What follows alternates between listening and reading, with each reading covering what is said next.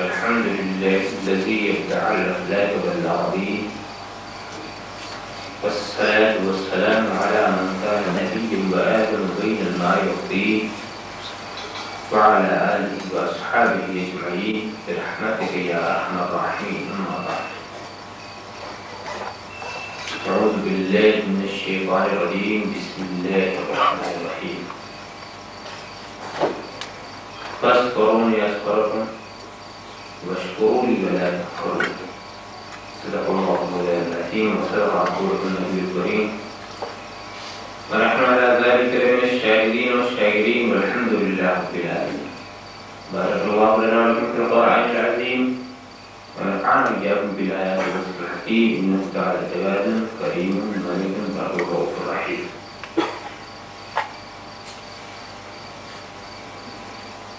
من علينا ربنا إذ بعث محمدا أيده بأيده،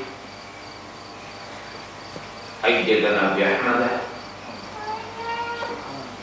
أرسله مبشرا، أرسله ممجدا. صلوا عليه دائما، صلوا عليه سرمدا. اللهم صل على سيدنا محمد وصلي عليه. ادب گاہیش زیر آسمان از عرش نازک تا، نفس تم کردہ می آئے جنید و بایزید نیجا، بمصطفیٰ برسا پیش را کتی ہم آغوشت اگر بہو نہ رسیدی، تمام بول حویشت اگر بہو نہ رسیدی، تمام بولا بیشت. بجھ گئی عشق کی آگ اندھیر ہے، بجھ گئی عشق کی آگ اندھیر ہے، وہ حرارت گئی وہ شرارہ گیا. بجھ گئی عشق کی آگ اندھیر ہے، وہ حرارت گئی وہ شرارہ گیا. دعوت حسن کردار بے سود ہے، تھا جو حسن عمل کا سہارا گیا. دعوت حسن کردار بے سود ہے، تھا جو حسن عمل کا سہارا گیا. بجھ گئی عشق کی آگ اندھیر ہے، وہ حرارت گئی وہ شرارہ گیا. دعوت حسن کردار بے سود ہے، تھا جو حسن عمل کا سہارا گیا. جس میں پاس شریعت نہ خوف خدا، وہ رہا کیا رہا وہ گیا کیا گیا. جس میں پاس شریعت نہ خوف خدا، وہ رہا کیا رہا وہ گیا کیا گیا. ایک تصویر تھی جو مٹا دی گئی، یہ غلط ہے مسلمان. ایک تصویر تھی پاس شریعت نہ خوف خدا، وہ رہا کیا رہا وہ گیا کیا گیا. ایک تصویر تھی جو مٹا دی گئی، یہ غلط ہے مسلمان. یہ غلط ہے مسلمان مارا گیا.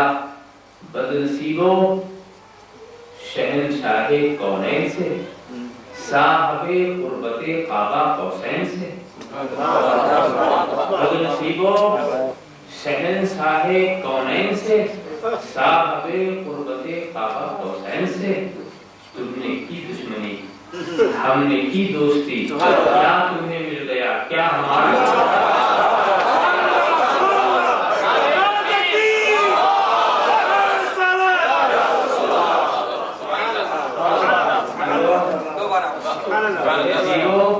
شہنشاہ کونین سے، صاحب قربت قابا قوسین سے.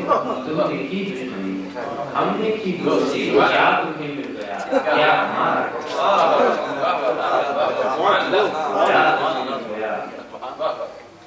اے میری قوم کے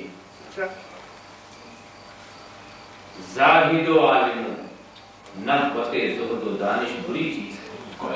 اے میری قوم کے زاہد و عالموں، نخوت زہد و دانش بری چیز ہے.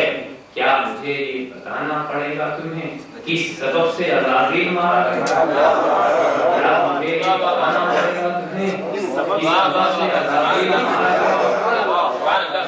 कौम के जाहिद व आलिम लफ़्ज़े तो दानिश बुरी चीज है, क्या मुझे ये बताना पड़ेगा किस सबब से आजादी तुम्हारा है। दोस्तों वो भी मरना है, मरना कोई रश्क करती हो जिस मौत पर जिंदगी। दोस्तों वो भी मरना है, मरना कोई रश्क करती हो जिस मौत पर जिंदगी। खाके तैबा में मेरे अनासिर मिले, अर्श पर मेरी किस्मत का राज। खाके तैबा में मेरे अनासिर मिले, अर्श पर मेरी किस्मत का राज। उनके पूछे में मरकर ये जाहिर हुआ, उनके पूछे में मरकर ये जाहिर हुआ, कुछ नहीं फर्श से अर्श का फासला। कुछ नहीं फर्श से अर्श का फासला। उनके पूछे में मरकर ये जाहिर हुआ, उनके पूछे में मरकर ये जाहिर हुआ, कुछ नहीं फर्श से अर्श का फासला। गोद में ले लिया रिफाते अर्श ने, कब्र में जिस घड़ी में उतारा गया।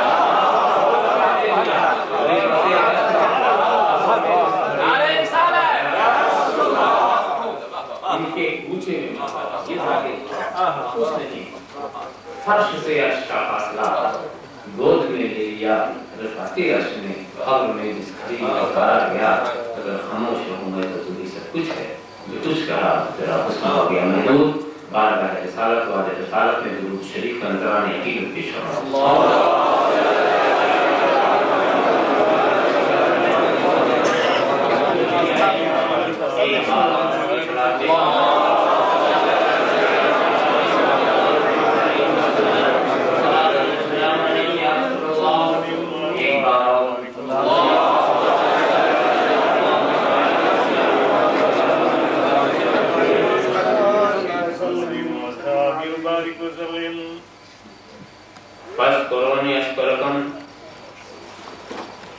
तुम मेरा जिक्र करो, मैं तुम्हारा जिक्र करूंगा। फज़्कुरूनी अज़्कुरकुम, तुम मुझे याद रखो, मैं तुम्हें याद रखूंगा। फज़्कुरूनी अज़्कुरकुम, तुम मेरा चर्चा करो, मैं तुम्हारा चर्चा करूंगा। फज़्कुरूनी अज़्कुरकुम, तुम मेरी अज़मत के गुण गाते रहो, मैं तुम्हारी अज़मतों को जाहिर करता रहूंगा।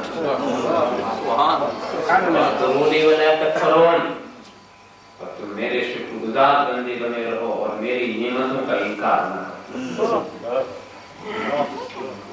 मैंने कुरान करीम की जिस आयत करीमा की तिलावत का शरफ हासिल किया है, मुख्तलिफ तर्जुमों के जरिए मुख्तलिफ दोषों की तरफ मैंने इशारा कर दिया।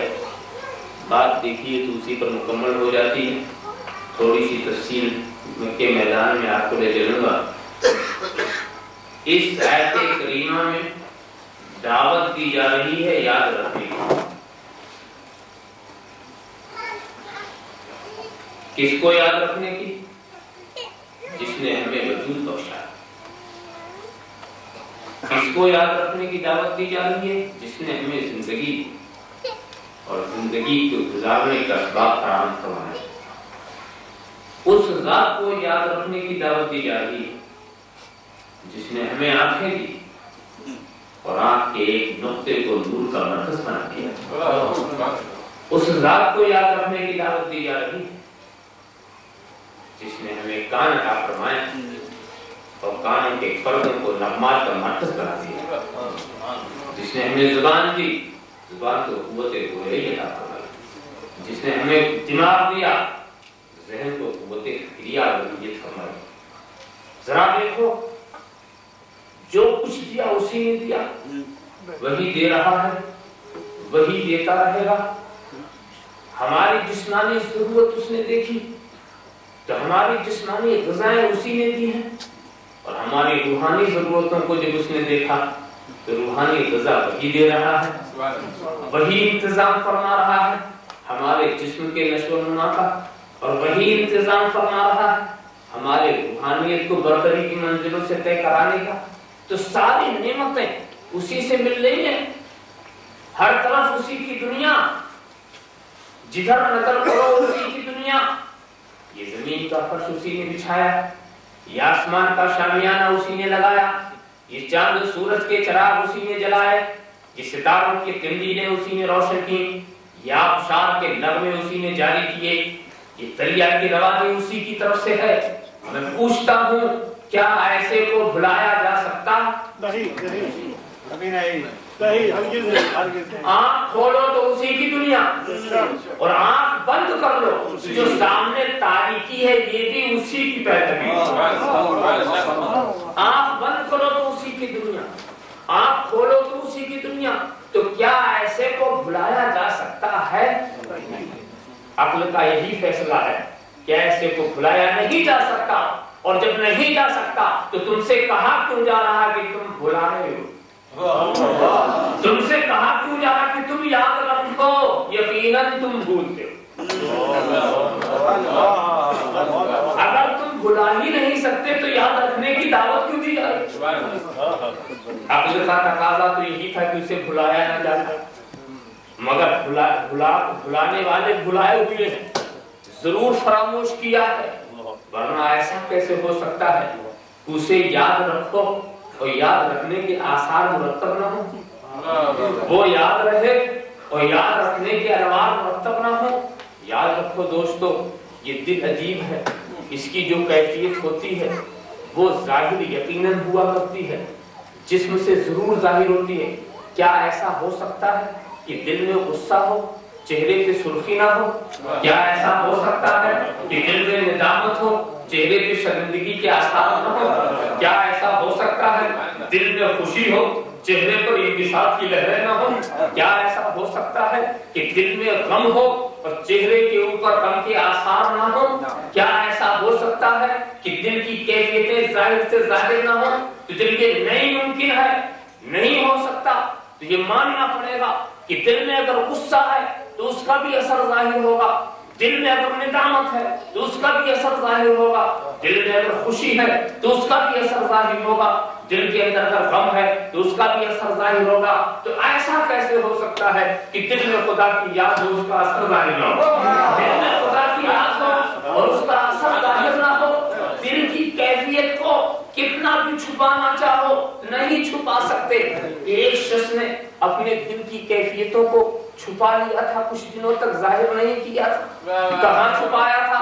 ईमान के पर्दे में छुपाया था, रियाजतों के हिजाब में छुपाया था, आमाल के नशेमन में छुपाया था, बहुत ही छुपा था। मगर दोस्तों आखिर में दिल की जो बात थी छुपी हुई एक दिन जाहिर ही हो गई। हालांकि वो छुपाने वाला जो था मामूली नहीं था, 6 करोड़ बरस तक उसने इबादत की थी, आगे बढ़, न ईमान की कमी, न अमल की कमी, न रियाजत की कमी, न मुजाहिदे की कमी। कौमे जिन से था मगर बढ़ा करके गुरोहे मलाइका में शामिल कर दिया गया। वो इस धरती पर रहना चाहिए था मगर जन्नत में आने जाने की इजाजत मिल गई। फरिश्तों अवामे मलाइका को दर्श देने लगा, इतना बड़ा बढ़ता ही चला गया। तो अब उसके पास न इल्म की कमी है, इल्म की कमी होती तो फरिश्तों को दर्श कैसे देता? उसके पास रियाजत की कमी नहीं है, अगर रियाजत की कमी होती तो जन्नत की हवा कैसे खाता? उसके पास अमल की कमी नहीं है, अगर अमल की कमी होती तो गुरोहे मलाइका में शामिल कैसे होता? सारी कमियां उसके पास, सारी चीजें थी उसके पास, मगर हुआ क्या जनाने वाला? एक सवाल, एक बात, जब रब तबारक व तआला ने इम्तिहान लेना शुरू किया तो यह इम्तिहान के अल्फाज ही कुछ ऐसे होते हैं जो आसानी से हल न किए जा सके। अगर खुदा ये कहता कि मेरे आगे झुको तो 6 करोड़ बरस तक तो झुकता ही था, एक बार और झुकता तो उसका हाथ ही गया, उसने उसे इतराज नहीं चाहा। मगर कहा गया उसजुदुल आदम, आदम का सजदा करो, यानी मुझे मानते हो तो उधर झुको, मुझे मानते हो तो उधर झुको, मुझे मानते हो तो नबी के आगे झुको, मुझे मानते हो तो नबी का सजदा करो। तो याद रखो इबादत का हुक्म नहीं दिया जा रहा था, इसलिए कि गैर खुदा की इबादत शिर्क है और शिर्क का हुक्म देना भी कुफ्र है, शिर्क का हुक्म देना भी कुफ्र है। तो ऐसा नहीं हो सकता कि खुदा किसी के सजदा की बात करे, हुक्म दे, तो ये नहीं कहा जा सकता कि आदम की इबादत की बात हो रही थी, बल्कि आदम की ताज़ीम की बात हो रही थी। सजदा कुछ नहीं سجدہ تو اظہار تعظیم کا ایک ذریعہ تھا، اظہار تعظیم کا ایک ذریعہ تھا، مقصد تو تعظیم کرانا ہے۔ اور اب جو سجدے سے انکار کرے وہ سجدے سے نہیں انکار کرتا، وہ تو اصل مقصد سے انکار کرتا ہے۔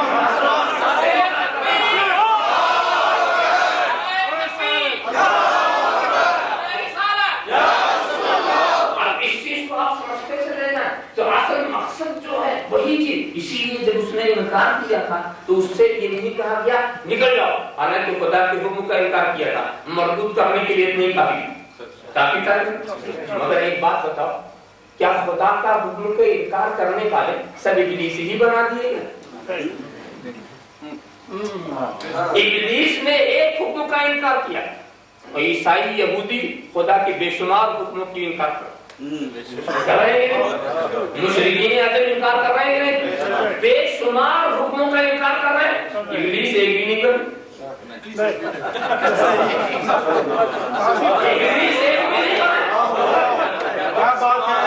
حکم کے انکار سے کوئی ابلیس ہوتا تو سارے عیسائی ابلیس کو جانا چاہتے، سارے یہودی ابلیس کو جانے چاہیے، بالکل یعنی ان سے توبہ کی توفیق چھین ہی لینا چاہیے، مگر انہیں بھی توبہ کی توفیق مل رہی ہے کہ نہیں مل رہی؟ اچھا جناب والا، اور اگر وہ نافرمانی سے، چونکہ اس نے نافرمانی کی تھی اس لیے اسے مردود کیا گیا، تو نافرمانی تو لوگ کلمہ پڑھ کے کر رہے ہیں، نافرمانی کا جہاں تک سوال ہے تو کلمہ پڑھ کے کر رہے ہیں، تو کیا یہ ابلیس ہو گئے؟ کیا یہ شیطان ہو گئے؟ کیا خدا کی رحمت سے یہ مایوس ہو گئے؟ معلوم ہوا کہ نہ نافرمانی کی وجہ سے وہ ابلیس بنا، نہ انکار کی وجہ سے ابلیس بنا ہے، ابلیس بنا ہے وجہ انکار، وجہ انکار کیا ہے؟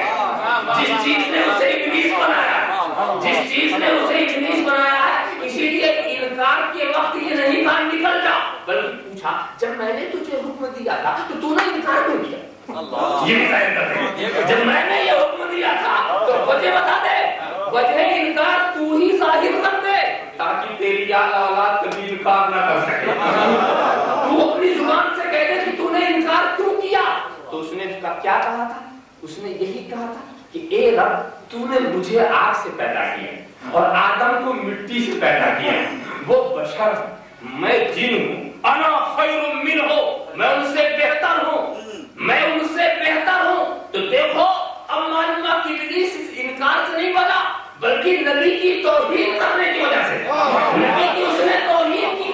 اور یاد رکھو، دیکھو یہ مٹی کا لفظ جو ہے یا بشر کا لفظ، اس کو مت سمجھو کہ یہ بشر کا لفظ کوئی توہین کا لفظ، بشر کا لفظ توہین کا لفظ نہیں، یہ بڑا اچھا لفظ ہے، بڑا مقدس لفظ ہے، مگر کوئی بہترین مقدس لفظ کو بھی اگر کوئی توہین کی نیت سے بولے تو وہ توہین ہے۔ ابلیس نے جب بشر کہا تھا تو اٹھانے کے لیے نہیں کہا تھا، گرانے کے لیے کہا تھا، تقلیل شان کے لیے کہا تھا، تحقیر کے لیے کہا تھا۔ تو نیت اگر خراب ہو جائے تو میں کہتا ہوں علامہ کا لفظ بہت اچھا لفظ ہے نا، مگر مذاق میں کسی کو علامہ کہہ دو تو بہت برا لفظ ہے۔ اعلیٰ حضرت کا لفظ تو بڑا اچھا لفظ ہے نا، مگر اگر ہم یہ کہتے ہیں ہم آپ کو خوب سمجھتے ہیں آپ بڑے اعلیٰ حضرت ہیں، ہم آپ کو خوب سمجھتے ہیں آپ بڑے اعلیٰ حضرت ہیں، تو یہ اعلیٰ حضرت کا لفظ جو ہے یہ توہین کا لفظ ہو جاتا ہے۔ تو نیت بھی دیکھی جاتی ہے، اس نے انکار کر دیا اور پھر اچھا ہوا کہ وجہ انکار بھی اس نے بتا دی۔ وجہ انکار بشریت ہے، وجہ انکار کیا ہے؟ مٹی۔ تو جب سب سے پہلے نبی کی جب توہین کی گئی تو دو لفظ استعمال کیے گئے، ایک بشر ایک مٹی، دو لفظ استعمال کیے گئے۔ سب سے پہلے جس نے توہین کی اس نے اسی لفظ کو زیادہ موضوع سمجھا کہ نبی کا تعلق مٹی سے دکھا دیا ہے اور نبی کا تعلق بشریت سے دکھا دیا ہے۔ یہی چیز اس کے لیے بڑی عمدہ تھی توہین کرنے کے لیے۔ تو معلوم ہوا کہ جب ان لفظوں کو استعمال کیا جا چکا ہے، اب اگر کوئی نئے طور سے اسے استعمال کرے، نئے ڈھنگ سے استعمال کرے تو یہ نئے دور کی ایجاد نہیں ہے، وہ استاد کی یہی تعلیم ہے۔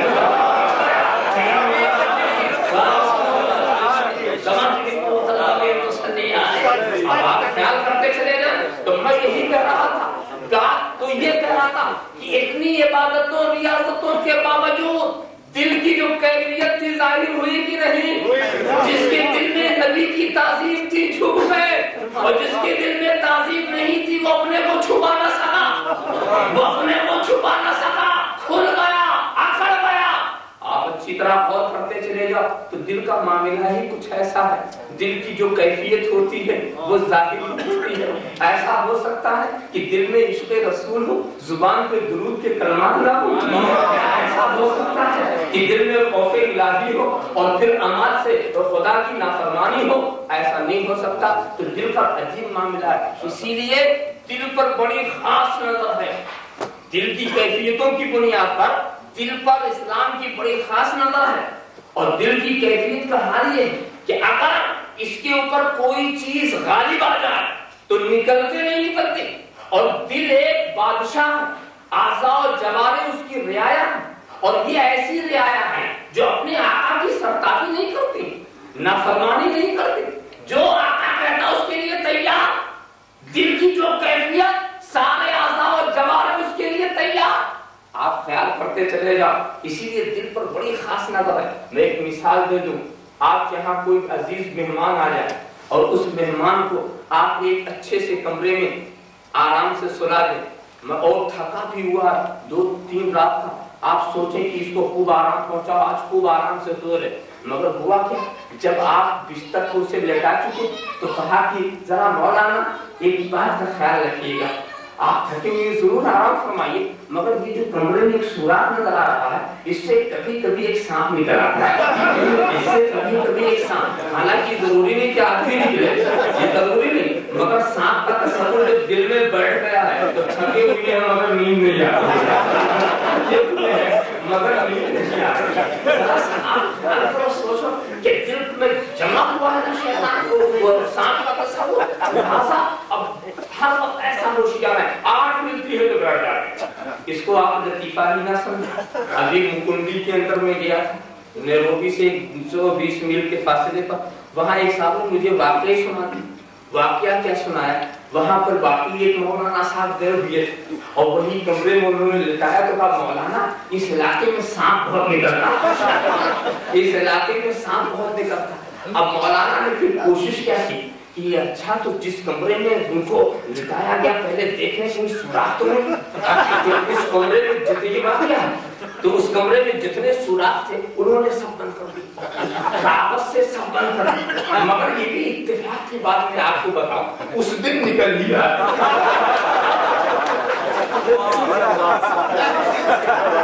ये इत्तेफाक की बात, उस दिन निकला और उसके बाद अब मौलाना वहां से शोर मचा रहे मगर अंदर से कुंडी भी बंद की हुई है और बेचारा शराफत से तो बाहर चिल्ला रहा खोलो खोलो, वो चारपाई से उतरने को भी तैयार नहीं।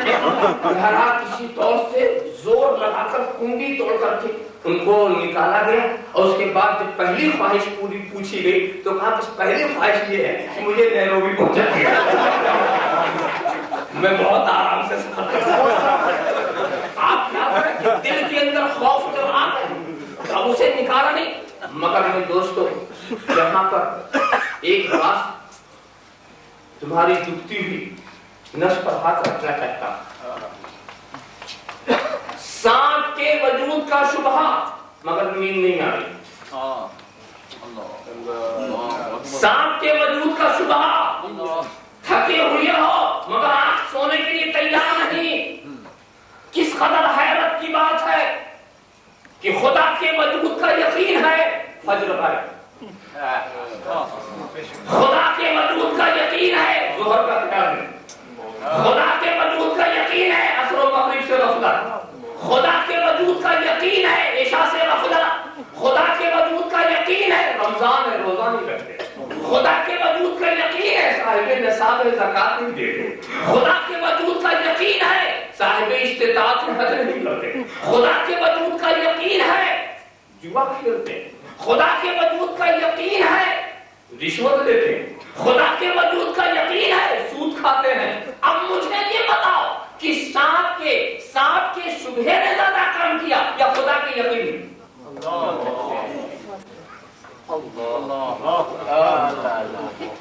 सांप के शुबहे ने ज्यादा काम किया या खुदा के यकीन ने? या मुझे ये कहने दो कि तुम्हारा यकीन उस दर्जे को पहुंचा ही नहीं है जो इस्लाम चाहता। معلوم ایسا نہیں ہو سکتا کہ یقین کا کوئی اثر ہی نہ ہو. جب شبہ اثر ڈال دیتا ہے تو یقین بھی اثر ڈالتا ہے. اسی لیے دوستو یہ دل عجیب دل ہے, اسی پر سب کی نظر. سب کس کی نظر؟ میں تو سمجھتا ہوں سب سے پہلے اسلام ہی نے اس پر نظر ڈالی. ساری دنیا کو سنوارنے والے, ساری دنیا پر اپنی کامیابی کا پرچم لہرانے کا خواب دیکھنے والے, دل کو سنوارنے کا کوئی نسخہ ان کے پاس نہیں. مگر اسلام نے کیا کہا کہ دیکھو دنیا کو سنوارنے والوں, اگر تم یہ چاہتے ہو کہ ساری دنیا سنور جائے تو فضاؤں میں تیرنے سے دنیا نہیں سنور سکتی, دریا کا کلیجہ چیرنے سے دنیا نہیں سنور سکتی, چاند پر دستک دینے سے دنیا نہیں سنور سکتی, مریخ پر کمندے ڈالنے سے دنیا نہیں سنور سکتی, سورج کی شعاؤں کی تشکیل سے دنیا نہیں سنور سکتی. اگر تمہیں سنوارنا ہے تو ایک چھوٹے سے دل کو سنوار لو. جب یہ سنور جاتا ہے تو سارا جسم سنور جاتا ہے, اور جب یہ فاسد ہو جاتا ہے تو سارا وجود فاسد ہو جاتا ہے.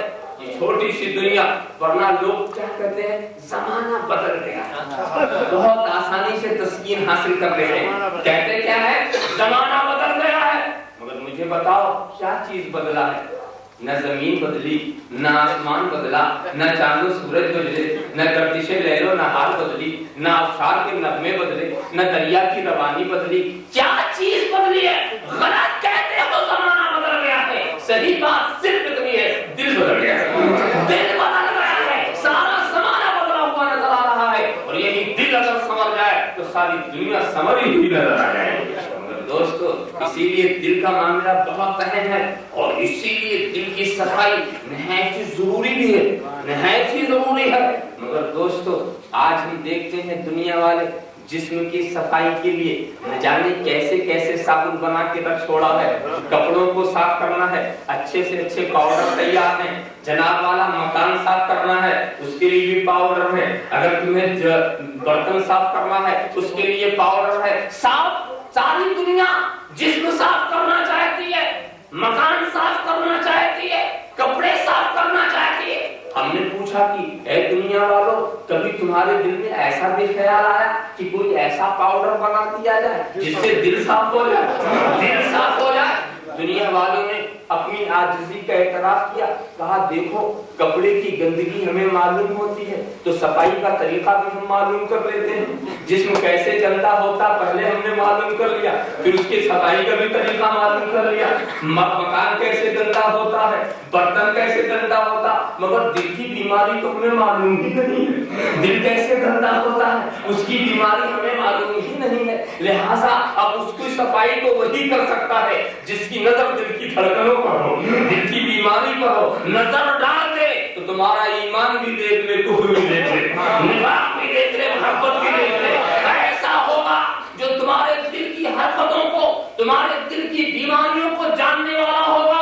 چلو اسلام ہی سے پوچھ لیا جائے کہ دل کو صاف کرنے کا کیا تمہارے پاس بھی کوئی نسخہ ہے؟ جواب ملتا ہے وَيُزَكِّيهِمْ, میرا رسول ہے جو دل کو صاف کرتا ہے, میرا رسول ہے جو دل کو ستھرا کرتا ہے. اپنے دل کو صاف کرنا ہے تو رسول کے حوالے کر دو اپنے دل کو. کپڑے کو صاف کرتے ہو دھوبی کے حوالے کر دیتے ہو, برتن کو صاف کرتے ہو دھونے والے کے حوالے کر دیتے ہو, مکان کو صاف کرتے ہو صاف کرنے والے کے حوالے کر دیتے ہو. تو اب جب دل کو صاف کرنا ہے تو اس کو بھی حوالے کر دو, حوالے کر دو. اور جب حکومت خضرا والے کے حوالے ہو جائے گا یہ دل, تو دل تم کہیں بھی رہو گے, دل مدینے میں رہے گا. وہ بھی ہے کوئی سینہ جس میں رہو مدینہ, وہ بھی ہے کوئی سینہ جس میں رہو مدینہ. زیبائش مکہ ہے, زیبائش مکی سے وہ بھی کوئی سینہ ہے جس میں مدینے کے جلوے نہ ہو. مجھے تو ایک بزرگ ایک عارف کی بات یاد آ گئی. اپنے مرید سے پوچھا بیٹا یہ بتاؤ مومن کا دل کہاں رہتا؟ تو کہا حضور پہلو میں رہتا, یہاں رہتا, اشارہ کر دیا یہ بائیں سائڈ میں رہتا. بائیں سائڈ میں تو کافر کا بھی دل رہتا. میں پوچھتا مومن کا دل کہاں رہتا؟ اب وہ گھبرا گیا, مجھے یہ تو کچھ باریک سوال ہے. میں نے سمجھا تھا کہ لوتھڑے کے بارے میں پوچھ رہے ہیں، کچھ اور راز کی بات۔ تو کہا کہ سنو، مومن کا دل اپنے محبوب کی بارگاہ میں رہتا، اپنے محبوب کی بارگاہ میں رہتا۔ اور پھر پوچھا اچھا یہ بتا عارف کا دل کہاں رہتا؟ تو پہلے ہی جو آپ سے وہ چپ گیا تھا نا، مومن کا دل کہاں؟ حضور آپ ہی بتائیے کہ عارف کا دل کہاں رہتا؟ کہا سنو، مومن کا دل محبوب کے پاس ہوتا ہے اور عارف کا دل کہیں نہیں جاتا، محبوب خدا کے رہتا۔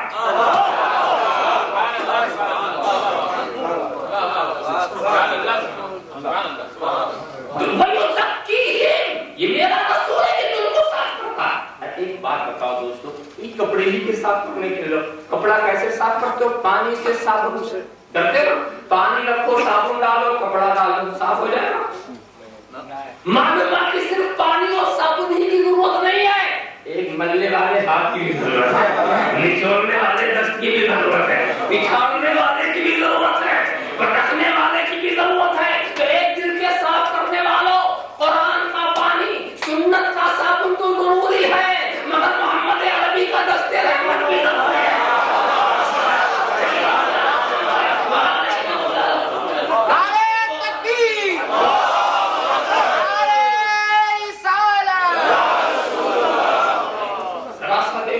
جب دل صاف کرنے کے فلسفے پر میں غور کرتا رہا تو میں نے کعبہ کی طرف رخ کیا۔ اے کعبہ، تجھے بھی تو گندا کیا گیا تھا، تجھے بھی تو گندا کیا گیا تھا۔ تو اس نے کہا ہاں مجھے بھی گندا کیا گیا تھا، مگر میں فوراً کعبے میں آواز دی، ذرا سمجھ کس نے گندا کیا، کس نے صاف کیا؟ کس نے گندا کیا، کس نے صاف کیا؟ تو جو مجھے صاف کرنے والا ہے وہی تجھے بھی صاف کرنے والا ہے۔ جس نے مجھے مصفا کیا، جس نے مصفا۔ اور واقعی دوستو یہاں سے ایک سبق مل گیا، لوگ سوچتے کیا ہیں، سوچتے کیا ہے؟ رب تبارک و تعالیٰ کی شان بے نیازی کیا ہے؟ دوستوں کو بھی حکومت دیتا، دشمنوں کو بھی دیتا۔ اور میں تو یہ دیکھتا ہوں کہ دشمنوں کو زیادہ چھوٹ دیتا، دوستوں کو تو امتحان بھی ڈال دیتا۔ ذرا سا دیکھو، فرعون کو بادشاہت دے، حضرت کلیم کو چٹائی دے، ذرا سا غور کرو، نمرود کو تاجدار بنا دے اور حضرت ابراہیم کو آتش کلا کے حوالے کر دے۔ ذرا سا تم دیکھو، معلوم ہوا کہ وہ عجیب شان بے نیازی رکھتا ہے، جس کو چاہے دے دے۔ تو یہ دولت کی وجہ سے کوئی یہ نہ سمجھے کہ ہم دولت والے ہیں تو حق پر ہیں، ہم کثرت والے ہیں تو حق پر ہیں، ہم تخت و تاج والے ہیں۔ حقانیت کا معیار دولت نہیں ہے، ریاست نہیں ہے، حکومت نہیں ہے۔ اگر دولت کے رہنے سے کوئی حق پر ہوتا تو سب سے بڑے قطب کا نام قارون ہوتا، اور سب سے بڑے غوث کا نام فرعون ہوتا، اور سب سے بڑے غوث کا نام نمرود ہوتا۔ معلوم ہے کہ دولت و شوکت سے کوئی ایمان والا ہی نہیں ہوتا، غوث قطب کیا ہوگا؟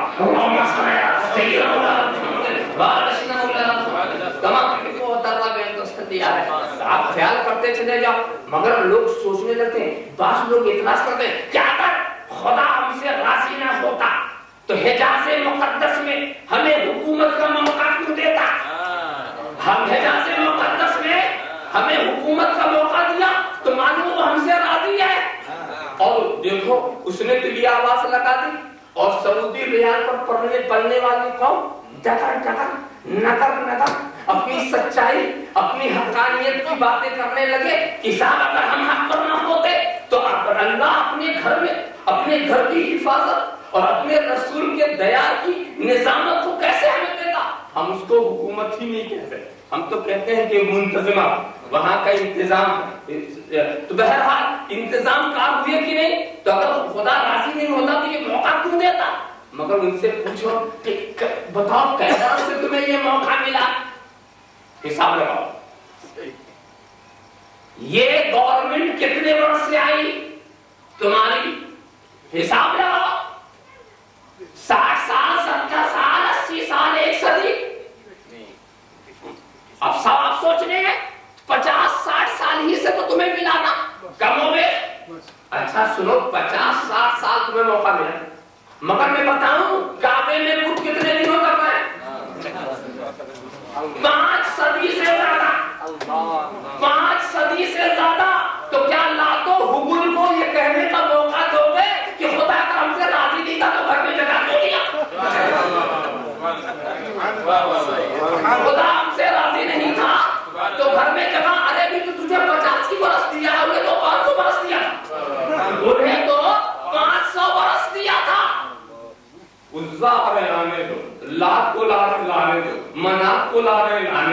ایک آئے، دو آئے، تین آئے، 360 آئے. وہ خدا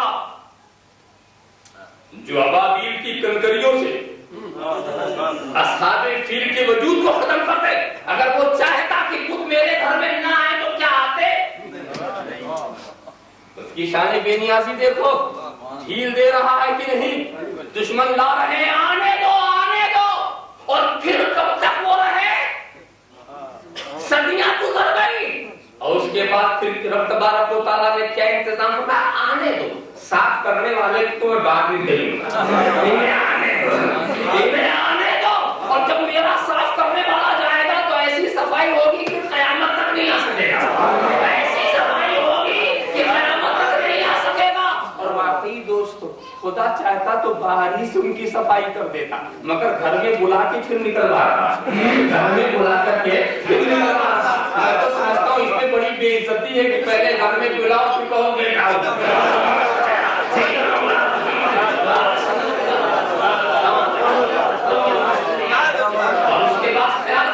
اسی لیے ان بتوں کے انجام سے انہیں بھی ڈرنا چاہیے. ان بتوں کا جو انجام یہ دیکھ چکے ہیں انہیں ڈرنا چاہیے کہ کہیں کوئی آنا جائے نکالنے والا، کہیں کوئی آنا جائے نکالنے والا. بڑی ذلت ہوگی، بڑی تسلیل ہوگی. مگر کس نے نکالا؟ خدا نے کہا کہ دیکھو کون لایا تھا میرے گھر میں بتوں کو؟ کہا جو خدا کا دشمن تھا، باغی تھے، نافرمان تھے. اچھا نکال کون رہا ہے؟ جو خدا کا محبوب ہے، جو خدا کا محبوب ہے. تو کہا اب تم اگر اپنے دل کو صاف کرنا چاہو تو کعبے کے صاف کرنے والے کو یاد رکھنا. اسی نے اب کعبے کو صاف کیا تھا، اسی نے کعبے کی تطہیر کی تھی، اسی نے کعبے کو مجلہ و مصفا کیا تھا اور اسی کی شان میں آیا ہے وَيُزَكِّيهِمْ. جب میرا رسول کسی کو صاف کرنا چاہتا ہے تو یہ نہیں کہ کیپسول کھلاتا ہو، ٹیبلٹ کھلاتا ہو، پرہیز کراتا ہو، اور کیا نام ہے معجون کھلاتا ہو، خمیر کھلاتا ہو. اس کا دل صاف کرنے کے لیے فلاں معجون کھلا دو، فلاں خمیرہ کھلا دو، فلاں ٹیبلٹ کھلا دو. نہیں، صاف کرنے کا عجیب ہی انداز ہے. کیا تم نے نہیں دیکھا ایک شخص اپنے دل کو کتنا گندا لے کر کے چلا تھا، کتنے برے ارادے کے ساتھ چلا تھا، کتنی بری نیت سے چلا تھا، ننگی تلوار لے کر چلا تھا، کیا کتنے رسول کے قتل کا منصوبہ لے کے چلا تھا، کتنا خراب دل کے لے کر چلا تھا. مگر دنیا نے کیا دیکھا کہ عمر سوئے نبی گئی اور نظر سوئے عمر گئی. بڑی نگاہ مصطفیٰ تو زندگی سمر گئی، بڑی نگاہ مصطفیٰ تو زندگی سمر گئی. ذرا سا دیکھو کیسا صاف کیا، کیسا مزکہ و مصفا کیا، کیسے مجلہ کیا. تو نظر ڈال دی دل صاف ہو گیا، ہاتھ رکھ دیا دل صاف ہو گیا، دو کلمہ سنا دیا دل صاف ہو گیا، توجہ ڈال دی دل صاف ہو گیا. اور پھر دل صاف کرنے کے لیے اس نے یہی نہیں طے کیا کہ میرے سامنے آؤ گے تو صاف کروں گا، یہاں رہو تو بھی صاف کروں گا، اور خرم میں رہو تو وہاں بھی صاف کروں گا، یمن میں رہو تو وہاں بھی صاف کروں گا. ذرا صاحب جہاں توجہ پڑ جاتی ہے سرکار اس دل کو صاف ہی کر رہے. وَيُزَكِّيهِمْ، یہ رسول کی خاص صفت ہے کہ یہ میرا رسول تمہارے دل کا تزکیہ فرماتا ہے، تمہیں مجلہ و مصفا بناتا ہے. اب آپ خیال کرتے چلے جائیں اور سوچتے چلے جائیں کہ اللہ کے رسول کی خاص صفت ہے دل کو صاف کرنا، دل کو مجلہ و مصفا بنانا. اب آپ خیال کرتے چلے جائیں تو اب جب دل کو صاف کرنے کی بات آئی تو مدینے والے کی طرف لو لگانی پڑے گی. اور میں آپ کو بتاؤں وہ جب صاف کرنے پر آتے ہیں تو دل کو وہ طہارت حاصل ہوتی ہے جو کسی چیز سے نہیں حاصل ہو سکتی. دوستو دل کو کتنا بھی عمل کرو، کیسی بھی ریاضتیں کرو، میں ایک بات پوچھنا چاہتا ہوں. ایک انسان کو فرض کرو یہ انسان جس نے 70 سال تک کفر کیا ہے، شرک کیا ہے اور بارگاہ مصطفیٰ میں پہنچ گیا ہے، چہرہ نبوت کو اس نے دیکھا، دیکھ کر وہ کہتا ہے اشہد ان لا الہ الا اللہ وحدہ لا شریک لہ واشہد ان محمدا عبدہ ورسولہ. کلمہ پڑھ کر وہ مشرف و اسلام ہو گیا، مگر تھوڑی ہی دیر کے بعد اس کا وصال ہو جاتا ہے. ذرا سا دیکھو یہ 70 سال تک اس نے کفر کیا تھا، یہ بھی کافر تھا، اس کا باپ بھی کافر، اس کا دادا بھی کافر، اس کا پردادا بھی کافر، اس کا لقڑدادا بھی کافر، اس کا جقردادا بھی کافر. کتنے کچھ دوسرے کفر چلا آ رہا تھا، مگر جناب والا ایک ساتھ ملی अपनी रसूल की सोहबत, चेहरे नबूवत को देखा, कलमा पढ़ लिया और उसके बाद विसाल कर दिया। अब मैं उसको एक तरफ रखता हूँ। अब दूसरे साहब को देख लीजिए जो जिन्होंने रसूल की तो ज़ियारत नहीं की मगर खुद भी नेक हैं, सालिह हैं, ईमान वाले हैं, विलायत के दर्जे पर हैं। वो भी वली, बाप भी वली, दादा भी वली, कई पुश्तों से विलायत चली आ रही है। और उसके बाद फिर ये ईमान वाला सिर्फ विलायत के इब्तिदाई दर्जात पर नहीं रहा, बढ़ा और बढ़ता चला गया, चढ़ा और चढ़ता चला गया, चमका और चमकता चला गया, उठा और उठता चला गया। ये अपने वक्त का कुतुबुल इरशाद हो गया, गौसुल आलम हुआ, गौसुल आज़म हुआ, सब कुछ हुआ, मगर क्या उसके बराबर हो सकता है? क्या उसके बराबर हो सकता है जिसने रसूल की ज़ियारत करके कलमा पढ़ा हो, जिसने रसूल की ज़ियारत करके कलमा पढ़ा हो? अब तुम इस सवाल का जवाब सोचते रहो कि वो सहाबी के गैर सहाबी कभी किसी भी रियाजत को मुजाहिदे से सहाबी के मर्तबे को नहीं पहुंच सकते। जब ये बात ज़हन में आ गई तो मुझे बताओ कि इस दर्जे पर ये पहुंचा कैसे? अगर आप कहें नमाज से, तो हाँ नमाज से लोग जरूर बुलंद होते हैं मगर इसे तो नमाज का वक्त ही नहीं मिला। अगर आप कहते हैं रोजा से, हाँ रोजे से दर्जात बुलंद होते हैं मगर इसे रोजे का तो महीना नहीं मिला। अगर आप कहते हैं हज से, हज का मौसम ही नहीं आया। ज़कात से साहिबे निसाब ही नहीं हुआ। जनाबे वाला और किस चीज ने इसे बढ़ाया? किस चीज ने इसे बढ़ाया? अगर आपके कलमे से, तो उसने तो जिंदगी में एक ही कलमा पढ़ा। गौस तो 1.25 लाख पढ़ के बैठे हैं, 1.25 लाख का कलमा है तो 1.25 लाख कलमा वहां ना पहुंचाए और एक कलमा इतना पहुंचा दे, एक कलमा इतना पहुंचा दे तो फिर इतना कह देना, कहना ही पड़ेगा कि उसको जो ये मुकाम मिला है ये निगाह मुस्तफा से मिला है, रसूल के चेहरे से मिला है। तुम जिंदगी भर हज करोगे, हाजी रहोगे, इल्म हासिल करोगे, काजी रहोगे, नमाज पढ़ोगे, नमाजी रहोगे, ज़कात दोगे, खैर और खैरात करोगे, साहिबे खैर रहोगे, मगर सोचो जिंदगी भर काबे को देखो, हाजी के सिवा कोई दूसरा लोग नहीं मिलेगा। जिंदगी भर कुरान देखो, कारी के सिवा कुछ आगे नहीं बढ़ोगे। जिंदगी भर नमाज पढ़ो, नमाजी ही कहे जाओगे, मगर मुस्तफा की ज़ियारत अगर कर लिया तो सहाबी हो गए। मुस्तफा की ज़ियारत कर लिया तो सहाबी हो गए। मालूम हुआ कि जो फैज़ सोहबत का है, जो नजर का काम है वो कुछ और ही है, वो नजर का काम है वो कुछ और ही है। दोस्तों मैं नजर वालों की बात कहता हूँ, एक बात बताओ, इस दौर में मुसलमानों की कुछ कमी है? कोई ऐसी जगह है जहाँ कलमा पढ़ने वाले ना, कोई कमी नहीं। मगर मैं एक बात पूछता हूँ कि वो दौर इस्लाम का बेहतर दौर था यार, वो दौर अरे कैसे आपने कह दिया? सिर्फ 1,24,000 मुसलमान, अल्लाह के रसूल ने तो सिर्फ 1 लाख कमो बेश 24,000 मुसलमान छोड़े थे। रवायतें 2 लाख की मिलती, लेकिन साहब 2 लाख को आप 3 लाख कहा दीजिए मुबालगा के साथ। और आज तो करोड़ों मुसलमान। मैं हिंदुस्तान की बात करूं 15 करोड़ तो वहीं पर, पाकिस्तान बांग्लादेश को मिला लो तो 15 करोड़ और भी हो गए, तो 30 करोड़ तो बर्रे सगीर के अंदर हो। और बढ़ते चले जाओ तो करोड़ से नीचे बात नहीं, और तरक्की होती चली जा रही है। तो जब करोड़ों मुसलमान, तो वो दौर अच्छा या 1.5 लाख 2 लाख वाला? वो दौर क्यों आप कहते वो दौर अच्छा? इसलिए आप कह रहे हैं कि ये करोड़ों मुसलमान, मैं पूछा करता हूं इन करोड़ों मुसलमानों में अगर कोई एक सिद्दीक़ अकबर हो तो नहीं, इन करोड़ों मुसलमानों में कोई फारूक आज़म हो तो निकालो। इन करोड़ों मुसलमानों में मालदारों की कमी नहीं है, कोई उस्मान गनी हो तो निकालो। इन करोड़ों मुसलमानों में तलवार चलाने वालों की कमी नहीं है, कोई हैदर करार हो तो निकालो, कोई खालिद इब्न वलीद हो तो निकालो, कोई अबू उबैदा इब्न जर्राह हो तो निकालो। इन करोड़ों मुसलमानों में अजान देने वालों की कमी नहीं है, कोई बिलाल हबशी हो तो निकालो।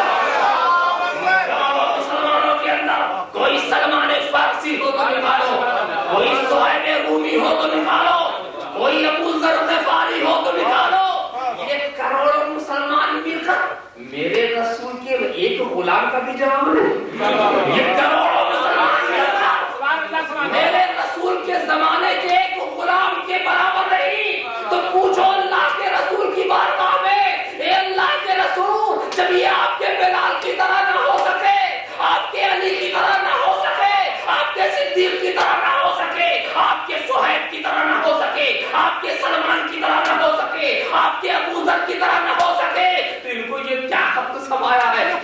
की तरह बन रहे हैं।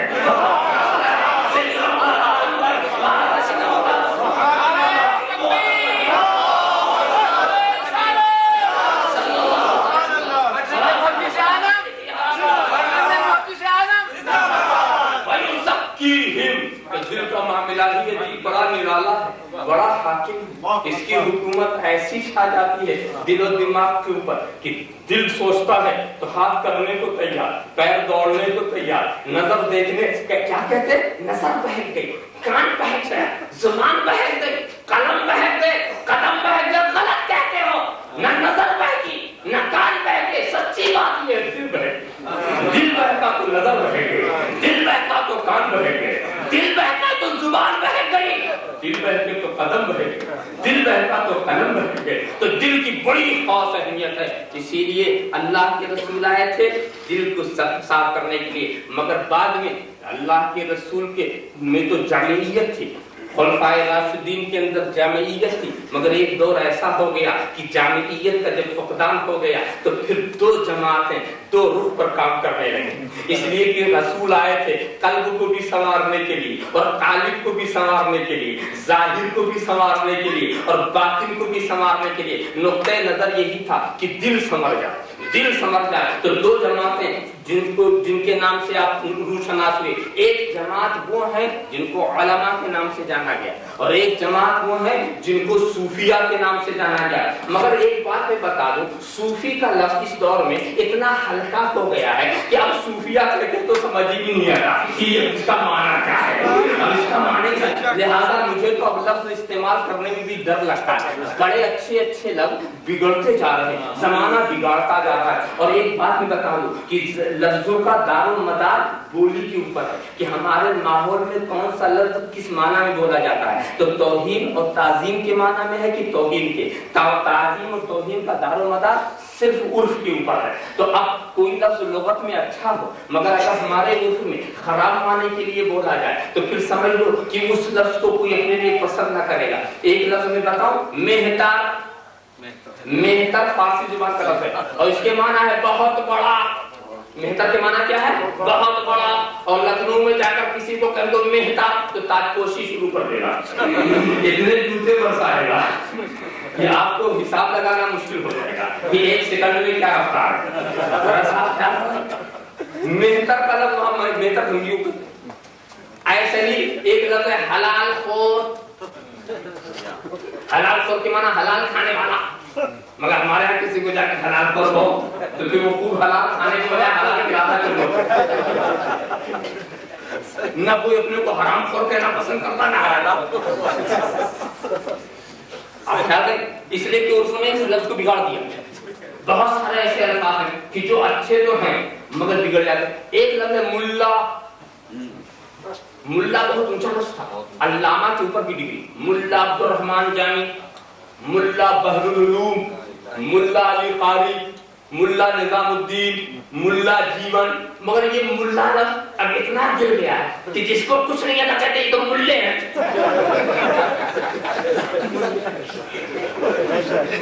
और हमारे यहाँ तो साउथ इंडिया में मुल्ला का लफ्ज तो बस ऐसे ही इस्तेमाल होता है।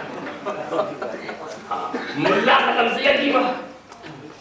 तो आप सोच लो इतना गिर गया ये लफ्ज कि अब अगर किसी कायदे के पढ़े लिखे आलिम को आप मुल्ला कहो तो समझेगा मुझे गाली दे रहा। इसी तरह से सूफी का लफ्ज अभी इतना गिरा तो नहीं है मगर लोग गिराने की कोशिश में है। किसी दाढ़ी वाले को देखा सूफी साहब, किसी बेवकूफ आदमी को देखा सूफी साहब। तो अगर यही इस्तेमाल चालू रह गया तो अंदेशा है कहीं ये लफ्ज भी खराब ना हो। एक लफ्ज और भी बदनाम हो गया है तो बड़ा अच्छा तबलीग लफ्ज बड़ा अच्छा, तबलीग का लफ्ज। तबलीग के माना जानते हैं, गैर मुस्लिमीन में इस्लाम की दावत देना। तबलीग का माना क्या है, गैर मुस्लिमीन में इस्लाम की दावत देना। और मुसलमानों की बिगड़ी हुई हालत को संभालने का क्या नाम है, इस्लाम। मुसलमान की अगर कोई बिगड़ी हुई हालत तो उसको आप संभाल रहे हैं। आपको कलमा नहीं आता हम सिखाने आए इस्लाम, आपको नमाज पढ़नी नहीं आती हम बताएं ये इस्लाम, آپ مسلمان تو ہے نہیں، سب مانتے ہیں کوئی عمل صحیح نہیں کر رہے ہیں، ہم بتائیں گے اسلام، اس کا نام تبلیغ نہیں۔ تبلیغ کسے کہتے ہیں؟ غیر مسلمین کو اسلام کی دعوت دینا۔ اب جب کوئی یہ تمہارے پاس پیغام لے کر آئے کہ ہم یہاں آئے ہیں تبلیغ کے لیے، تو یقین سمجھ لینا تمہیں وہ مسلمان نہیں سمجھتا۔ اگر وہ مسلمان سمجھتا تو اسلام کے لیے آتا یا تبلیغ کے لیے آتا؟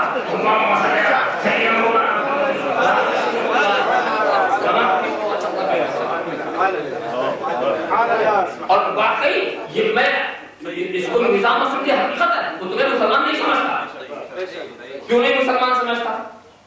تم قبروں پہ جاتے ہو مشرک، چادر چڑھاتے ہو مشرک، اللہ کے رسول کو وسیلہ بناتے ہو مشرک، استعانت کرتے ہو مشرک، انبیاء اولیاء کے توسل کے قائل ہو مشرک۔ تو جب ان سب چیزوں کو شرک سمجھ چکے ہیں تو یہ مت سمجھ لینا کہ مسلمان سمجھ کے تمہارے پاس آتے ہیں، بلکہ مشرک سمجھ کر آتے ہیں، اور کلمہ پڑھا کر کے وہ اس چیز کے کریڈٹ حاصل کرتے ہیں کہ ہم نے اتنے کافروں کو مسلمان کیا، ہم نے اتنے کافروں کو مسلمان کیا۔ اب ان کی تحریک کا ساتھ دینا گویا اپنے کفر کا اقرار کرنا ہے۔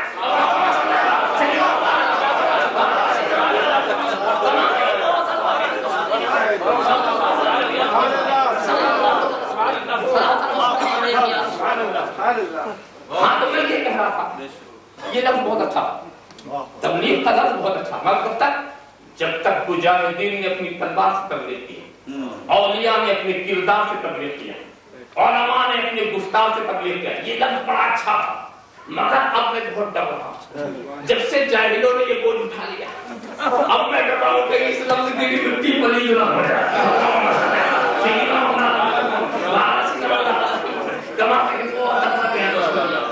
تو لفظوں کا معاملہ ہی کچھ عجیب اس طرح کا ہوتا کہ عرف کے اوپر اس کا دار و مدار ہوا کرتا۔ اسی لیے جناب تو میں اب علماء اور اولیاء کا نام لے رہا ہوں، اس لیے کہ اولیاء کا لفظ اپنے پورے تقدس کے ساتھ آج استعمال کیا جا رہا ہے۔ تو علماء نے کیا کیا؟ علماء نے یہ کیا کہ قالب کو سنوار دو، ظاہر کو سنوار دو، اور ظاہر کا اثر دل پہ ڈالو، نمازی بنا دو، روزے دار بنا دو، حاجی بنا دو، صحیح عمل کرنے والا بنا دو، اور اس کا اثر دل پہ ڈالو، دل قبول کرو۔ اس لیے کہ عالم کا کیا کام ہے؟ اچھی طرح وضو کا طریقہ بتایا، نماز کے ارکان سکھائے، لے جا کے مصلی پہ کھڑا کر دیا، اور کہا میں تو سب سمجھا چکا ہوں، پڑھ۔ اب اگر اس نے مڑ کے کہا مولانا یہ تو آپ سمجھا چکے، مگر دل میں محبوبیت کیسے پیدا، دل میں استغراق کیسے ہو، دل کی میں خشوع خضوع کیسے پیدا ہو؟ کہا یہ میرا کام نہیں، میرا تو جو تھا وہ ہو گیا، مصلی تک میں پہنچا دیا، اب کسی نظر والے کی نظر کی ضرورت ہے، اب وہ نظر اگر ڈال دیں، توجہ ڈال دیں، تو ہم تو اسی لیے کہہ رہے ہیں کہ بھئی زیادہ سے زیادہ تو عمل کرتا، علماء ہی سکھائیں، عمل کرتے رہو، اس کا اثر پڑے گا، پھر دل میں ہو ہی جائے گا۔ مگر کبھی کبھی اس میں ناکامی ہو جاتی ہے، عمل کرتا رہتا ہے مگر دل اس کا اثر قبول نہیں کرتا، تو صوفی نے سوچا کہ دوسرا راستہ اختیار کرو، یہ تو ظاہر کو سنبھال رہے، یہ بھی ڈیوٹیاں نہیں کر رہے، تو ہم دوسرا راستہ کیوں نہ کریں، ہم دل ہی کو بھی صحیح بات، یہ قالب کو بنائے تو ہم قلب کو بنائے، تو جب قلب کی صفائی ہم کریں گے تو وہ کہتا ہے قلب صاف ہو گیا، تو اس سے ظاہر یقیناً مجلہ و مصفا ہو جائے گا۔ تو ظاہر کا اثر دل پر ہو یہ ضروری نہیں ہے، مگر دل کا اثر ظاہر پر ہو یہ یقینی ہے۔ اسی لیے ہم دیکھتے ہیں کہ مدرسے سے نکلنے والے گمراہ نکلتے ہیں، خانقاہ سے نکلنے والا گمراہ نہیں ہوتا، اس لیے کہ وہاں کا طریقہ تعلیم ہی الگ ہے۔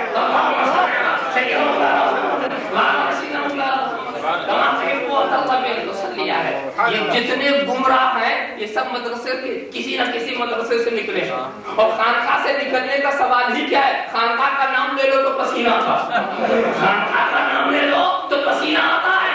معلوم ہوا کہ یہ مزاج ہے، تو دونوں کا دل کو سنبھالو، قلب کو سنبھالو، تاکہ تم جب قلب سنور جائے گا یقیناً اس کے اثرات مرتب ہوں گے۔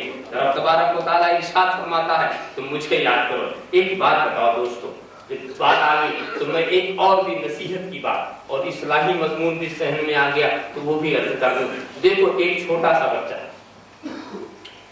ایک چھوٹا سا، میں دل کی کیفیت بتا رہا ہوں کہ دل کا کیا اثرات ہوتے ہیں۔ ایک چھوٹا سا بچہ جو واقعی اپنے والدین کو کا احترام کرتا ہو، جو اپنے باپ سے ڈرتا، آج کے زمانے میں یہ بولنا پڑتا ہے کہ واقعی ڈرتا، احتیاط سے بولنا آج کے زمانے کے لحاظ سے کہ واقعی ڈرتا، ورنہ اب تو حال دوسرا، اب باپ ہی ڈرتا۔ پہلے یہ دیکھا جاتا تھا کہ لائق بیٹا کون ہے، اور اب یہ دیکھا جاتا ہے لائق باپ کون ہے۔ کیوں؟ اس کی وجہ کیا ہے؟ اس کی وجہ یہ ہے کہ ہم جن اسکولوں میں اپنے بچوں کو پڑھاتے ہیں، جن کالجوں میں بھیجتے ہیں، وہاں کی اسکولوں میں، وہاں کی کرسیوں پر وہ چیز نہیں سکھائی جاتی جو مدرسے کی چٹائیوں میں۔ وہاں یہ نہیں بتایا جاتا کہ ماں باپ کے قدم کے نیچے جنت،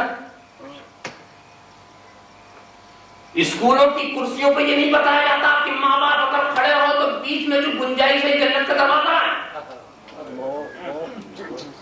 اسکولوں میں یہ نہیں بتایا جاتا انت ومالک لابی، تم اور تمہارا مال تمہارے باپ کا ہے۔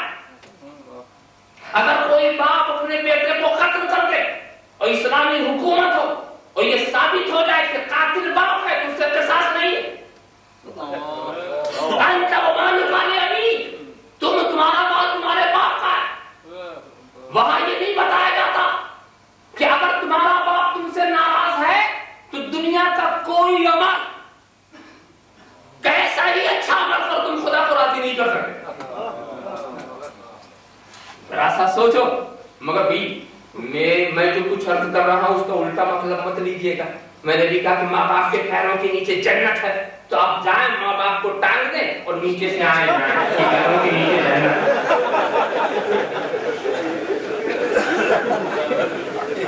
اور یہ بھی غلط مطلب نہ لے لیں کہ ماں باپ کو دو کھمبے سے باندھ دیا کا جنت کا دروازہ تیار ہے۔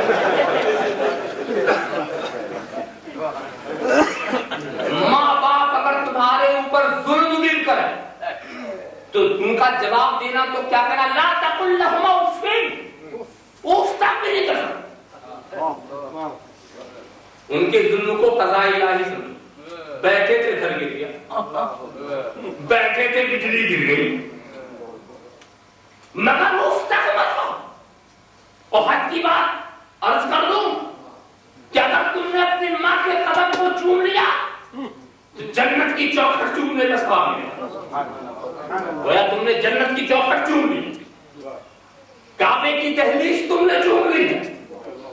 ایک مسئلہ آ گیا کہ کسی نے قسم کھائی کہ ہم کعبے کی چوکھٹ چومیں گے اور اتفاق سے نہیں جا سکا تو کیا کریں، یا کوئی قسم کھا لے خدا کی قسم کعبے کی چوکھٹ چومیں گے، اب نہیں جا سکا تو کیا کریں؟ تو علماء نے کہا ماں کا قدم چومنے قسم پوری، ماں کا قدم چومنے قسم پوری۔ اور اگر ماں نہ ہو باحیات وفات یافتہ ہوگی تو کیا؟ کم مزار کا پائتی چوم لے، مزار کا پائتی چوم لے۔ اور مزار کا پائتی وہی تو چومے گا نا جو بار بار جاتا ہو، دیکھ ریکھ کرتا ہو وہاں کچھ پر، اور جو ایک مرتبہ دفن کر کے پھر اس نیت سے پڑھنا کہ اب قیامت ہی میں ملے گی، تو پھر وہ کیا سمجھے گا کہ باپ کی ڈر ہے ماں کی ڈر ہے، اس کو کیا پتا چلے گا؟ لہذا آپ خیال کرو تو ماں باپ کی نسبتوں کو کیسے تم سمجھ سکتے ہو؟ آؤ بایزید بستامی سے پوچھو۔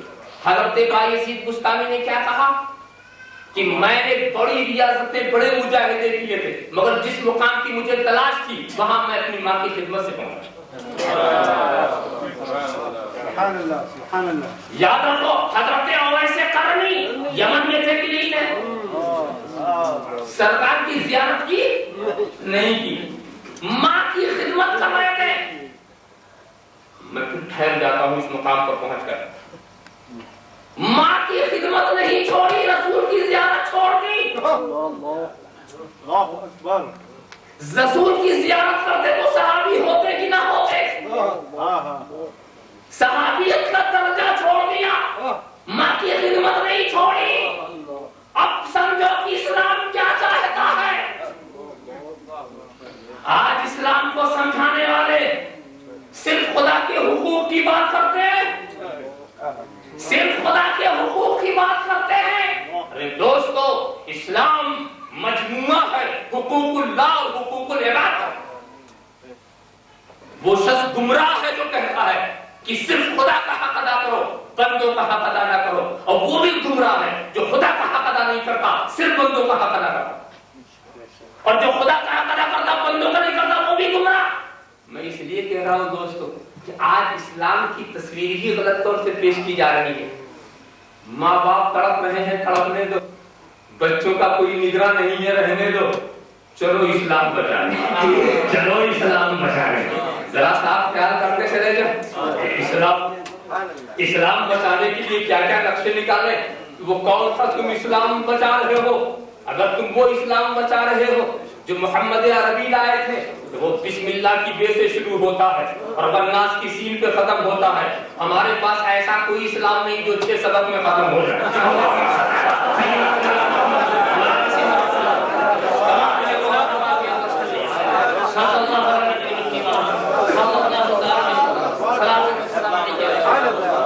میں بندوں کے حقوق کی بات کر رہا ہوں, حقوق کی بات کر رہا ہوں. میں بتاتا ہوں کہ خدا کے حقوق کیا ہے اور بندوں کے کیا ہے. دیکھو, نماز پڑھنا یہ خدا کا حق ہے کہ نہیں؟ نماز پڑھنا, اچھا 5 وقت میں کتنی نماز پڑھتے ہیں؟ کتنے گھنٹے لگیں گے 5 وقت میں؟ آگے 24 گھنٹے میں 5 وقت, اور اس میں بھی کتنا؟ ایک نماز میں آدھا گھنٹہ رکھ لیجیے تو 2.5 گھنٹہ خدا کے حق ادا کرنے کے لیے بچا کتنا؟ 21.5. یہ کس لیے 2.5 گھنٹے میں تو خدا کا حق ادا ہو گیا, 21.5 گھنٹہ کیا کریں؟ بندوں کا حق ادا کریں.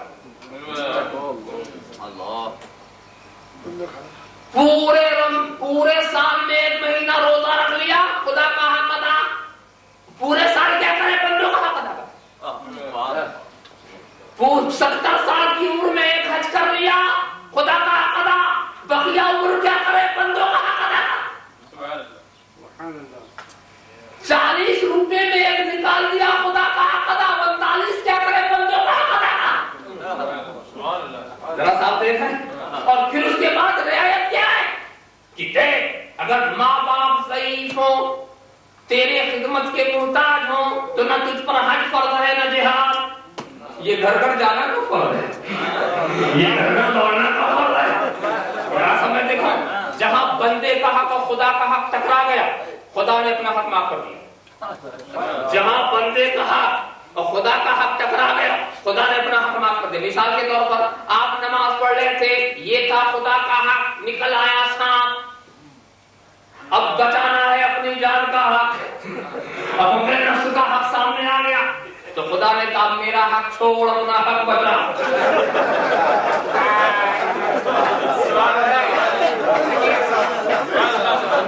تو ہی نہیں رہے گا تو عبادت کہاں ہے؟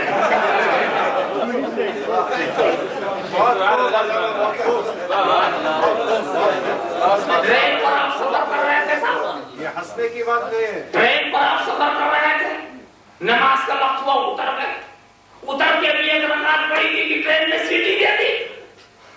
اب خدا کا حق ادھر ہے اور تیرا سامان ادھر ہے. خدا کا حق تو ہے پلیٹ فارم کا, اور سامان ہے ٹرین پر. کا نماز توڑ بعد میں پڑھے گا, سامان ضائع نہ ہو.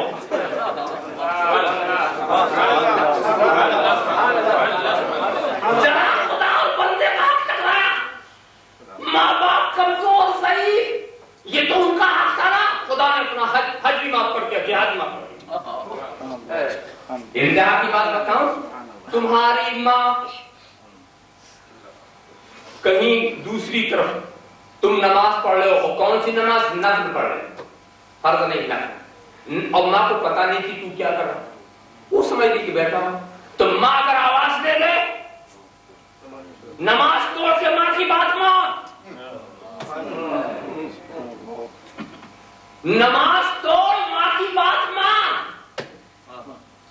دوڑ جاؤ. بعد میں نماز کو تم دوہرا لینا. شروع کر چکے تھے تو قضا تو کرنا ہی پڑے گا, مگر پہلے ماں کی بات کو مکمل کر لیں, ان کی خدمت کر لیں. آپ دیکھو, جہاں بندوں کا حق ٹکرایا تو خدا نے کیسا معاف کیا. خنزیر حرام, شراب حرام, حرام کمائی کی چیز حرام, مگر تیرے پاس کچھ نہ ہو, تو مر رہا ہے تو اتنا کھانے کی بچ جائے, اتنا کھانے کی بچ جائے.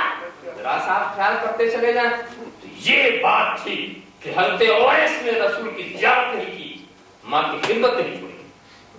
صاحب خیال کرتے چلے جا۔ اور میں ایک بات اور بتا دوں، خدمت کیا، ایک مرتبہ تو ماں سے اجازت لے ہی لیا تھا انہوں نے، اور لے کر کہا کہ یہ ماں مجھے اجازت دے دو، میں رسول کی زیارت کرنا چاہتا ہوں۔ ماں نے اجازت بھی دے دی۔ ماں کی نے اجازت دیا تھا، بیٹے گھر پہ ملاقات کرنا، دیر مت لگانا، جلدی آنا۔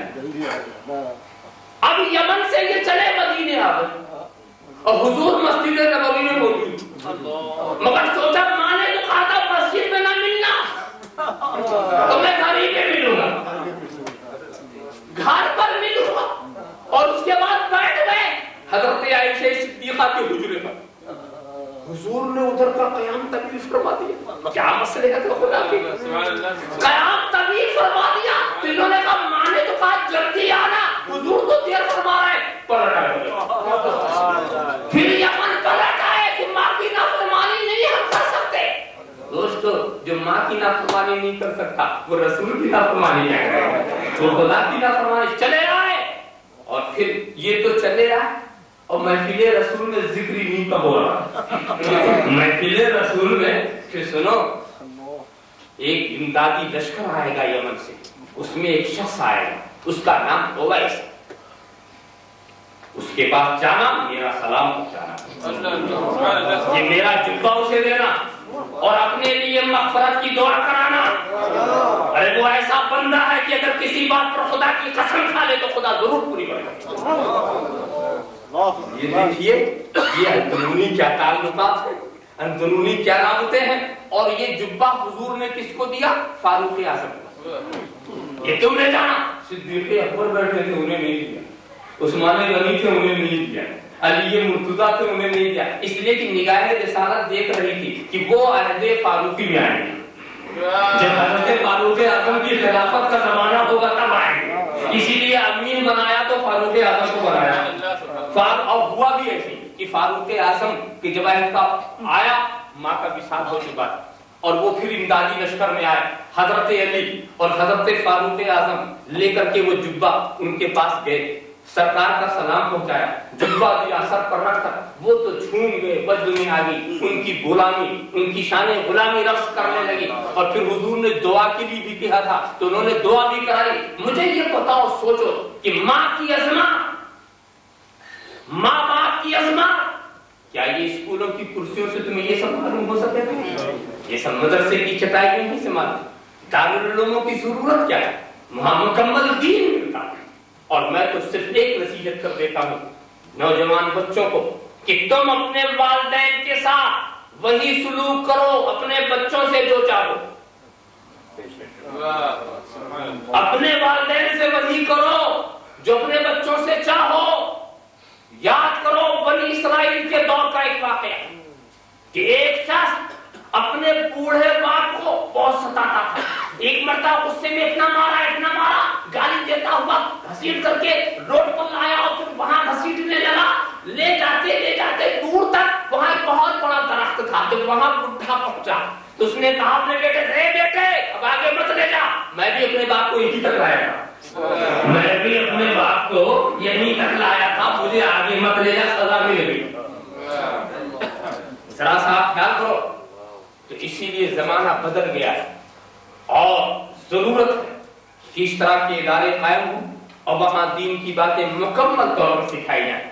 تو میں یہی کہہ رہا تھا کہ جس بیٹے کے دل میں باپ کی عظمت ہے وہ کب تک شرارت کرتا ہے جانتے ہو؟ جب تک اس کو علم ہو کہ میرا باپ مجھے دیکھ نہیں رہا، اور اگر یہ یقین ہو جائے کہ دیکھ رہا ہے تو ایسا شریف ہو جائے گا جیسے اسے شرارت آتی ہی نہیں۔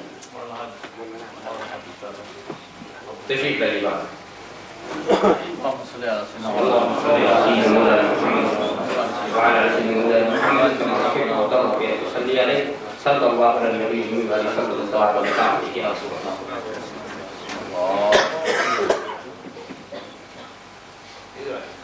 آپ حضرات بھی بارگاہ رسالت میں درود شریف کا نظر آنے کی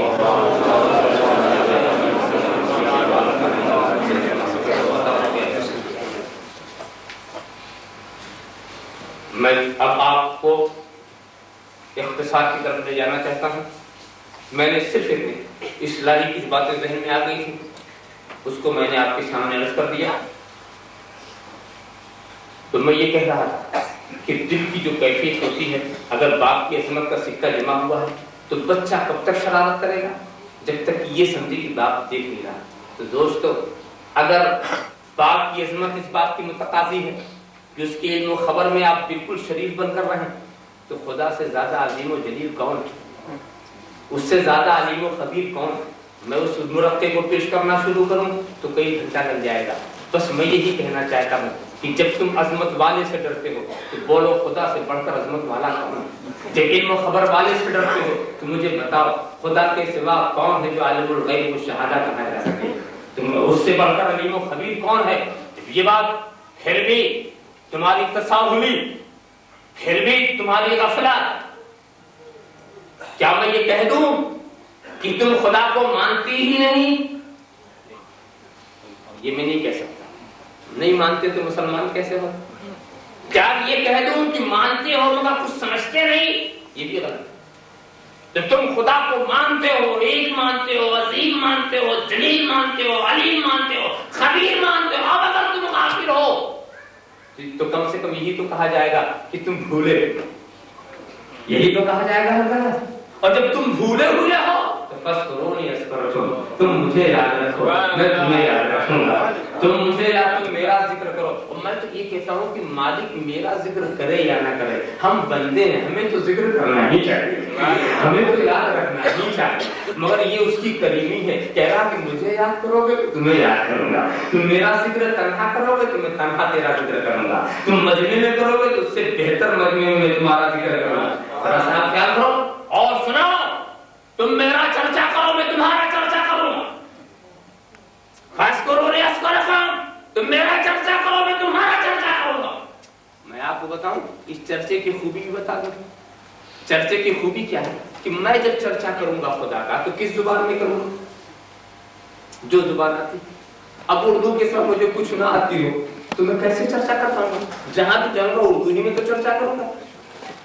تمہارے پاس جو زبان ہے تم اسی زبان میں خدا کا چرچا کرو گے. تم مجبور ہو, ایک ہی زبان کے پابند ہو, مگر جب خدا تمہارا چرچا کرے گا تو وہ ساری زبانوں کا خالق ہے, ہر زبان میں ہے.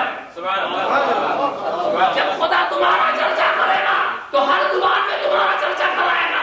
تم نے نہیں دیکھا خواجہ اجمیری نے راجستھان کے کفرستان میں خدا کا چرچا کیا تھا, چرچا کیا تھا. اور میں انتہا کی بات بتاؤں, راجستھانی زبان میں کیا یا وہاں عربی زبان میں کیا یا فارسی زبان میں کیا, دو ہی چار زبان میں تو چرچا کیا ہوگا. مگر یقین جانو تامل ناڈو چلے جاؤ تو تامل میں خواجہ کو یاد کیا جا رہا ہے, ملیالم میں وہاں ملیالم میں یاد کیا جا رہا ہے, تیلگو میں آندھرا میں تیلگو میں یاد کیا جا رہا ہے, میسور میں کنڑا میں یاد کیا جا رہا ہے, مہاراشٹر میں مراٹھی میں یاد کیا جا رہا ہے, گجرات میں گجراتی میں یاد کیا جا رہا ہے. ایک خواجہ آپ نے تو ایک ہی زبان میں چرچا کیا تھا, یہ ساری زبان میں آپ کا چرچا کیوں ہو رہا ہے؟ آپ نے تو ایک زبان میں چرچا کیا تھا, یہ ساری زبان میں آپ کا چرچا کیوں ہو رہا ہے؟ کہا وہ میری زبان تھی, یہ ساری خدا کی زبان ہے, یہ خدا کی پیدا کی ہوئی زبان ہے, وہ اپنی زبان میں ہمارا چرچا کرا رہا ہے. اور ایک بات اور میں بتاؤں, میں چرچا کروں گا, میری آواز جہاں تک پہنچے گی وہیں تک تو میرا چرچا جائے گا. میری آواز تو وہاں تک پہنچے گی نا. یقین جاؤ یہ اتنا بڑا مجمع ہے, یہ میری آواز تو دوسرے شہر میں نہیں جا سکتی. تو میرا چرچا محدود, میری نظر محدود, میری گویائی محدود, میری آواز کی پہنچ محدود. مگر جب خدا چرچا کرے گا, جب خدا چرچا کرے گا, غوث جیلانی آپ خدا کا چرچا بغداد میں کریں گے, خواجہ اجمیری آپ خدا کا چرچا اجمیر میں کریں گے, محبوب الہی آپ خدا کا چرچا دلی میں کریں گے. مگر جب خدا چرچا کرے گا تو ساری دنیا میں آپ کا چرچا ہوگا, ساری دنیا میں. یقین جانو برطانیہ میں پہنچا, وہاں ایک نعرہ مجھے ملا, غوث کا دامن نہیں چھوڑیں گے, خواجہ کا دامن نہیں چھوڑیں گے. ہالینڈ پہنچا, وہاں ایک نعرہ ملا, غوث کا دامن نہیں چھوڑیں گے, خواجہ کا دامن نہیں چھوڑیں گے.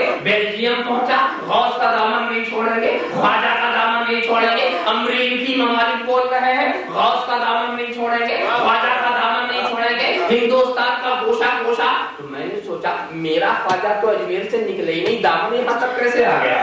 میرا خواجہ تو ہندوستان سے نکلا ہی نہیں, اس کا دامن یہاں سے کیسے آ گیا؟ میرا اوس بغداد سے آگے بڑھا ہی نہیں, اس کا دامن یہاں. پتہ یہ چلا کہ انہوں نے وہاں چرچا کیا تھا تو خدا نے ان کے دامن کو اتنا پھیلا دیا کہ ساری کائنات دامن میں آ گئی.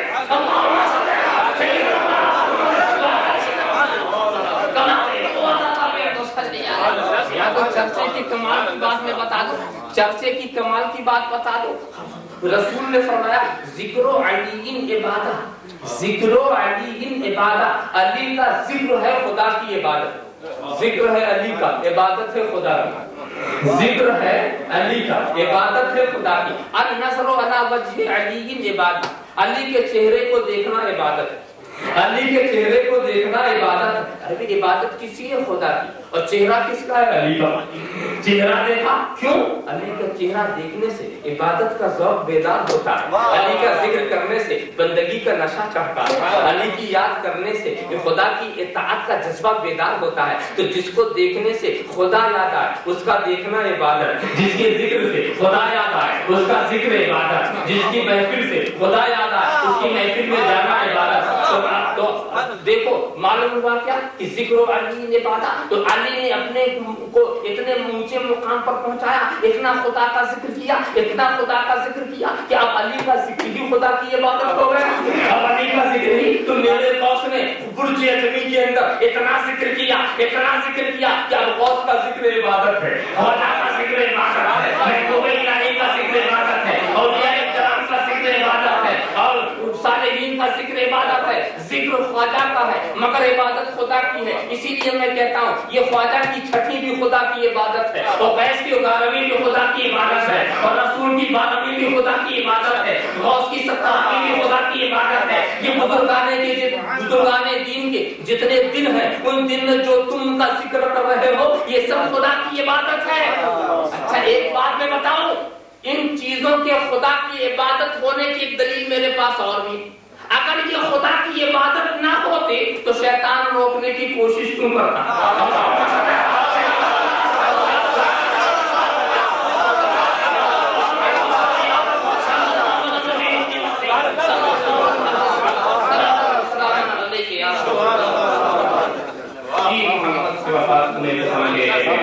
یہ جہاں چیز ہے کیا لوگ غلط دے رہے ہیں, محمد کی محبت کی حق کی شرط اول ہے, اسی میں ہے اگر خامی تو سب کچھ نہ ہے.